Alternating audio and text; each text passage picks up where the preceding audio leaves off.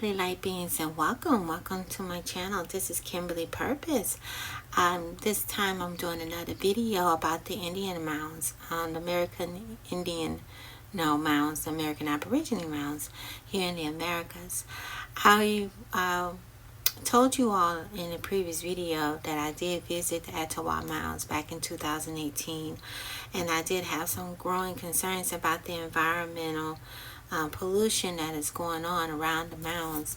And I think a lot of times we as American Aborigines, the Black Americans, FBAs, are oblivious to a lot of these things because for a long time we have not been connected to our ancient ancestry, or knew who we were, or had an idea of our identity. But as more and more of us open our eyes and start to see things more clearly, we're starting to realize that a lot of the things, ancient artifacts that's been around for our, for thousands of years, are being destroyed, or erased, pretty much, damaged. And one of the ways they do this is through environmental destructions, such as I guess you could say the chemical plants that they put around these mounds, these ancient artifacts, or ancient archaeological findings. But I wanted to go ahead and share with this what I said with ChatGPT. I asked, are there toxic chemical plants near ancient American mounds, Indian mounds? And this is what it says.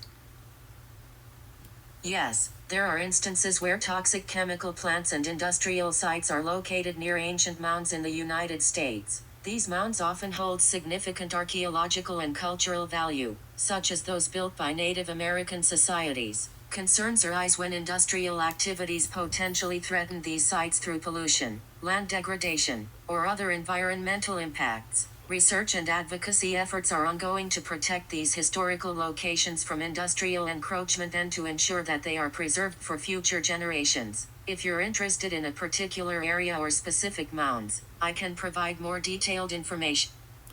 Okay, so there you have it. ChatGPT also says that there are some industrial activities that's going on with these mounds. I find that quite interesting because I've been doing some research about the spiritual meaning and all of these that the mound has, and also how it's connected to our ancient ancestors, which is energy. And I find it interesting that they place these particular industries right next to these mounds, and I can't help to wonder why, because it's when I do my research, I'm starting to realize that they place these things like these chemical plants and these corporate chemical toxic plants right near the Indian mounds. The question is why. I think it's because it's a great way of erasing the identities of who was there, and also disrespect, of course, to the ancestors. People were buried there. They had sacred ceremonies there. And also, I sometimes wonder if it was used to entrap the ancestors, a way of destroying. It's the ways that things are done. I think about the cities that were flooded. When I think about Oscarville, which is the name of the city that was flooded to create Lake Lanier. When you think about Rosewood being destroyed, and countless other cities, like Wall Street, is another example, of how these things are done. They're done through pollution. They're done through The pollution of the chemical plants near the ancient mounds. You also see the flooding of cities when blacks are successful, and they flood the city out. And then some of these cities, I'm finding out, are near ancient mounds, near ancient artifacts. Some of these ancient artifacts are being flooded by the destruction of these cities. And I believe, if I'm not mistaken, I'm gonna do some more research. I think one of these cities might have been near the Etowah Mounds. Somewhere around. It's in Georgia. Georgia have a lot of some cities that's been flooded, and some of them are near ancient cities and artifacts, and they're underneath all this water, these man-made lakes that they created. I'm doing some more research, and I'm just been brainstorming this, but I'm noticing the flooding, and also the burning and destroying through fire. I mentioned the courthouses that were burned down, to destroy all the evidence of who the people were here.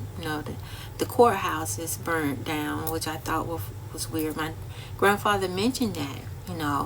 They burnt a lot of the courthouses down to erase their identity. And when I did my research, there have been several fires that was taking place that destroyed a lot of the court records that proved that we were indigenous here in the Americas in the 1920s. There's a lot of fires, late I would say the early 1900s, and this was done, and really that wasn't that long ago. Yes. And then also, I said the toxic waste with the ancient, places that we were. Now you're seeing the redlining that they're doing, always putting in highways, and now they're trying to do the database centers, redlining black, communities, in rural areas, especially where farmers are at. They're putting these databases, which is really a big concern. They're doing this all over. This chronic cycle constantly happens over and over again in our communities.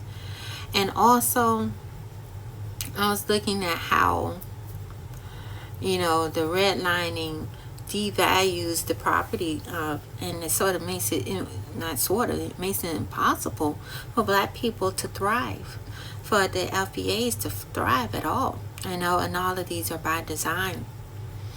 All of these are by design. And I think it's weird how they have these chemical companies right by the mounds. It's like they're trying to entrap our ancestors. That's something to think about. That's why we need to visit these mounds. We need to pray over our ancestors, rituals, I think that's important. We need to acknowledge our ancestors as we become more in tune with ourselves and becoming more aware.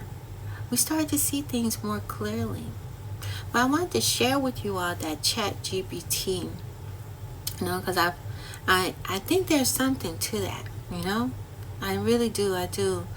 And yeah, I'm going to do some more research and, share some more insight with you all. I'll probably do another video going more also into the databases that are being built. And this is the modern day things that's happening to LBAs right now, to strip even more of our indigenous roots and also our wealth. And so this is a pattern. This is a pattern. And we need to notice these patterns, and see what we can do to fix it, I would like to see what you all think. I just wanted to point that out to you, that a lot of these chemical plants are built right around the mounds, which I think is very odd and very peculiar. They say it's because it's cheaper and all this other stuff, I sort of you gotta look between the lines. What are you really doing? Why do you have to be near the ancient mounds and ancient cities? What are you hiding? What are you drawing from? I think these people in these rich elite society. I'm sorry, you guys. I got disconnected. I was getting more and more into my deep rooted thinking. But what I was saying was, I think that there's something that is that the rich elite is doing. The people who are over all these huge corporations, I know, are doing some sort of ritual to drain the energy from blacks for their own gain. They do this to get some sort of wealth or something out of it. You know, I maybe I'm over. No, I don't think I'm overreacting. I think it is because when you look at the music industry and how they were doing all these crazy rituals to, you know, to continue the wealth. I think that that's what they're doing, some sort of ritual of milking the energy away out of the indigenous people. I've also heard that uh, they're into the melanin of black people and they have to use it for their growth. I don't know if that's true or not, but I have heard that saying before. Um, but something is just not right with all of this, you know, and I think they're sitting on these things. They keeping things hidden because it's something much deeper. We only scratch the surface here. I believe there's more. I really do. But yeah. I did, like I said, I did do some videos in the past. I did videos, I wanted to mention, I did a video about the fires of the courthouses. There were fires that were done throughout the country. My grandfather told me about these fires when I was younger, when I was a little girl. And as I got older and I got a chance to do research, I realized that he was telling the truth. You know, he was right. There were several fires, a lot of them across the country, which just doesn't make sense. It was like all back to back within a short period, within a period of time, and just destroying. I said, that's just not normal. That sounds more intentional. You know, that's intentional. You know, and it's right around the time when they changed the identity of the blacks here in the Americas. And, changing the identities, constantly changing our identities so that way they don't have to pay reparation or nobody knows the true origins of who we are. This is all by design. What better way is to flood out the ancient cities and to burn all the court documents and to hide all the artifacts or destroy the artifacts or hide them, and to continue to, it's perpetual.